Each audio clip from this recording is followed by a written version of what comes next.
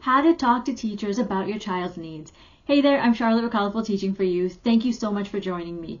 As a parent, you know your child best. You know their strengths, their weaknesses, what they are feeling challenged with, what they are interested in. And you know this because you've observed them and they confide in you on a daily basis. Your child spends hours at school though, and it really will make a difference if you're able to talk or communicate with their teachers. Whether your child has learning differences or is struggling socially, it's essential that all of you are on the same page.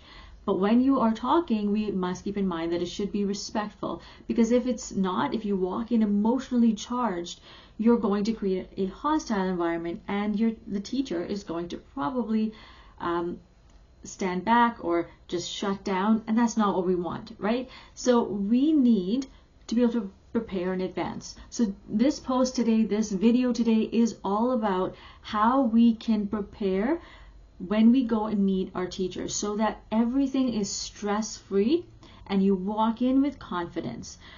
So let's look at 3 different segments of preparation. Use this as a checklist. Now, if what I say today is a lot, because I'm going through each section, I'm breaking it down for you, go to the link in the description where it says full episode, and then go to the full episode and actually look at I've written everything out for you so that you can just use it as a checklist. Just print it out and then kind of check it off as you go along, okay?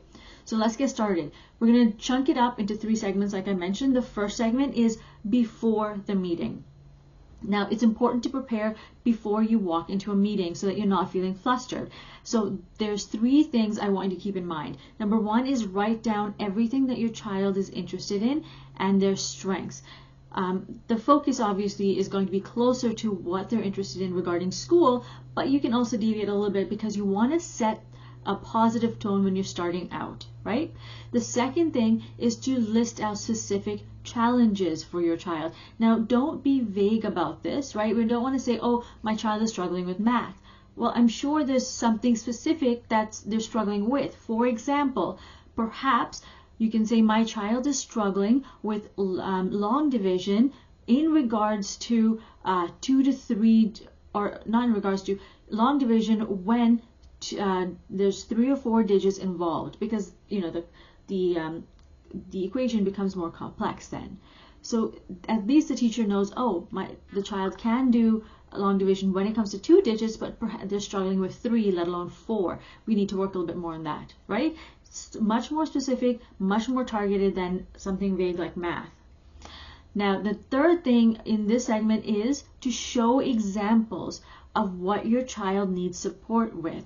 Like, actually take out a book. We worked on this at home, and this is what he or she is struggling with. How can we support them together, right? So this is what you want. So again, you're looking at interests, you're looking at strengths, you're looking at challenges, and the next thing is show specific examples of what your child needs help with. Now, the next segment is during the meeting. So now we need to actually focus on what are we going to do during this meeting. So when you get to the meeting, I know you love your child, and so it's easy to get very emotionally involved. I want you to take a few deep breaths and actually stay calm, stay focused. This is why you're walking in with some pointers written down, okay? I want you to make sure before you get there or when you're there that you use clear and respectful language. I find so many parents sometimes when I listen, when they get really excited, not excited, but just really emotional, everything is blamed on a teacher. And then they forget that, you're the parent. Responsibility is shared, right? So instead of walking in and saying, oh, this is what's going on, we want to be clear, we want to be respectful, and we don't want to feel like we're attacking the teacher, because once a teacher feels like they're attacked, they're not going to want to talk to you, right? Or they're going to shut that topic down very quickly, or things are going to escalate, and that's not fun. We don't ever get to helping your child, and that's the whole point. Second part is to ask open-ended questions. Don't ask questions where it's, yes, or where the teacher has to answer with a yes or no. Is my child doing well? Yes or no. right? But you could ask, how is he doing with reading comprehension?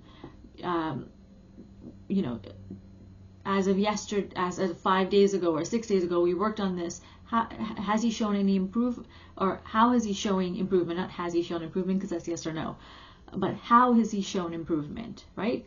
Then you can actually gather information.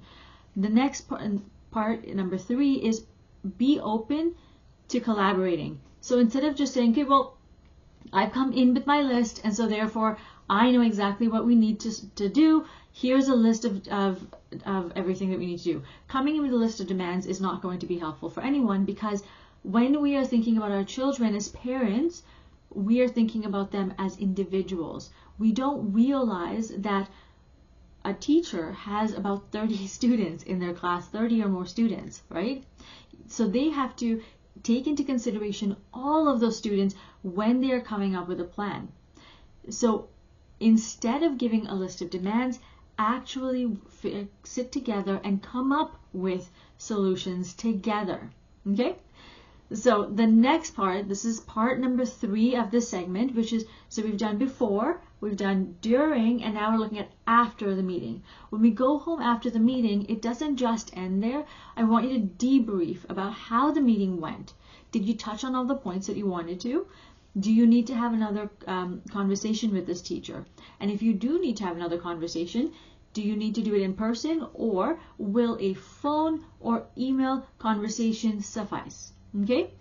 Now, when you are debriefing, I want you to think about, at least, it doesn't have to be done right away, but maybe in a few days, and you can actually evaluate, did a strategy work? If they did, let the teacher know, because all of you should celebrate those wins. It could be a small win, but you should celebrate it because you're working towards something together, right? And if a if a strategy doesn't work, then it's don't give up. Look at adjustments that can be made with the teacher, okay? So we've covered quite a bit. Like I said, go to the link in the description, check out full episode, and go to the full episode because it'll give you a checklist for what you can do before, during, and after the meeting. And we've also talked about why it's important to really plan ahead. So I really want you to take that time, and in the body of the email, in the body of the post, I've actually highlighted or bolded different parts so that you can look at it really quickly when you're doing the planning instead of having to read everything. All right, just so that you know, all right, I've touched this, and this, done. This, and this, done. So you don't have to sit there and read the entire post. All right, and if you are trying to figure out how to help your child with ADHD or autism, then please feel free to go all the way down to the bottom of the page and join our self-regulation for children with autism and ADHD.